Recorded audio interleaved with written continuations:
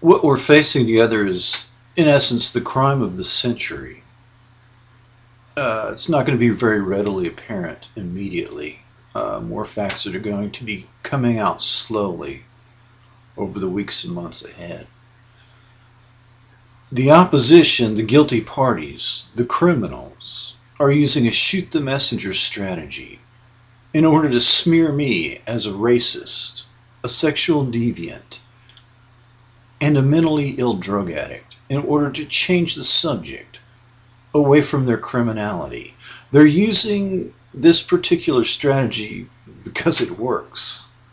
Uh, you don't defend, you attack, attack, attack.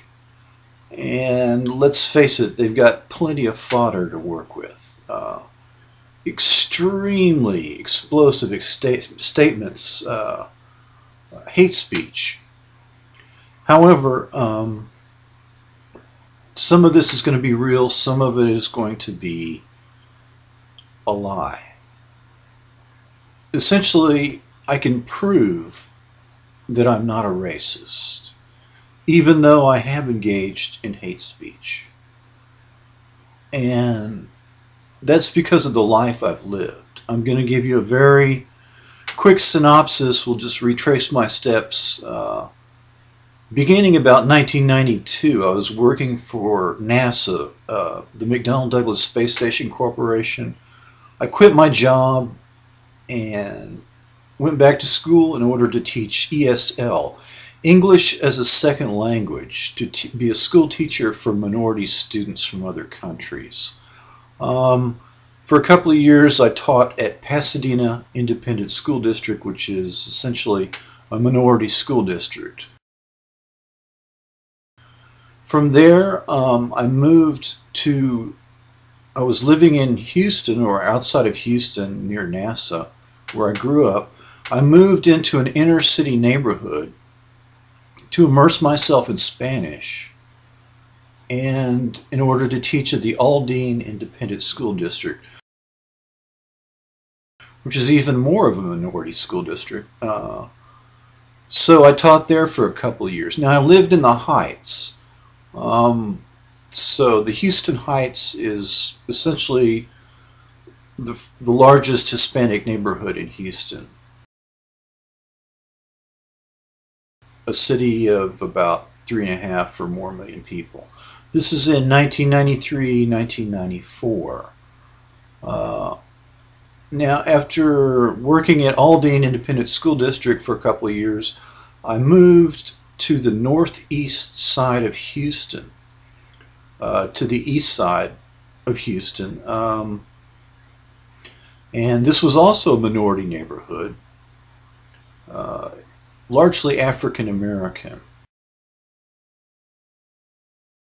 So I lived on the edge, essentially was the edge of the largest African American neighborhood in Houston, where, just as earlier, I was often the only person of my race in stores, on the streets, in public. I was living in a mixed neighborhood by choice, where I could have easily lived in a neighborhood surrounded by my own race. I was also teaching English as a second language to minority students who had just come here from Mexico, El Salvador, Korea, Vietnam, various countries, but mostly Spanish-speaking students. So I had moved myself into a minority neighborhood where I was the only Caucasian and immersed myself in Spanish and taught minority children. This is not your typical profile of a card-carrying racist, as it were, quitting your job at NASA and going to work teaching minority children. And after this, later I lived out in West Texas. I had some health problems. I was traveling outside of the country, developed a chronic illness, and several years later I found myself living in West Texas,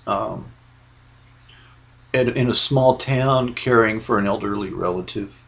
Um, this small town was a very racially mixed environment as well. I lived there for several years, and by the time in 2001 I moved into Lubbock, Texas, and a year later I bought a home there. Again, the area where I purchased this home, I'm going to Texas Tech University. I'm studying and working in the biology department, doing research, microbiology, and I bought a home. I have the documentation. Our family bought a home in a mixed neighborhood where, once again, I was the minority. This is a pattern of behavior. So if you find, you're not going to find people who are averse to other races working in this type of community, living in these types of communities, or purchasing a home in a mixed neighborhood where you are the minority. It's not the profile of that kind of person. So I had every choice imaginable. I could have lived anywhere in very diverse cities, and instead I chose to live in mixed neighborhoods. Um, and so we can easily look at the maps here and see quite clearly that 1994 I'm living in the Heights in Houston. A couple of years later I'm living on the northeast side. Several years after that I'm living in a small town in West Texas, and then I purchased a home in Lubbock, Texas, in a racially mixed neighborhood. So again and again and again, um, I'm choosing to live as a minority in a minority neighborhood. And this is not your typical racist profile. I've never joined any of these organizations. I've never engaged previously in any kinds of, hate speech along these lines. So this is an isolated incident. It was due to extreme circumstances related to my health, a neurological condition. And as you can see quite clearly, quite plainly, the zip codes, the street addresses, all supplied here, prove in essence that I'm a person who lives in a racially diverse universe, both intellectually, spiritually, and physically. I've dated females from every conceivable racial, ethnic, religious background, and my business relationships, my friendships are not bounded by racial um, animosity or choosing to be surrounded by my own race. I take human beings on the content of their character. And this is the life I've lived. And it's the kind of person that my parents have raised me to be. I go into a lot more detail in my blogs about my childhood, spending all my summers at the boys' club, that kind of thing. So the history doesn't lie. Essentially, the lie is that I hate other people that don't look like me. uh, I've taught myself Spanish by living in the community. I've lived in African American neighborhoods. When I travel to places like Mexico, the Caribbean, Central America, not Canada. Okay, so I don't get frightened. I don't get nervous being the minority in a situation, and I really like people. I'm a good guy. I'm the kind of person that's good for human beings, as one person put it, and um, I can vouch for that. So please give more weight to the life I've lived as demonstrated here, as opposed to what you're hearing from people you don't know making all these claims. It's a shoot the messenger strategy. It's being used because it works.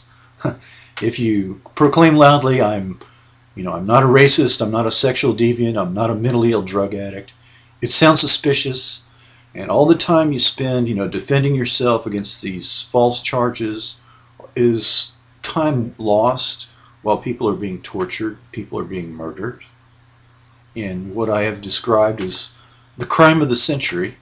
And the truth is going to come out. It's going to take 100 days. It's going to take 200 days. It might take longer, but in the end, the truth will come out. And so I appreciate your patience. I appreciate, your suspending your disbelief and keeping an open mind.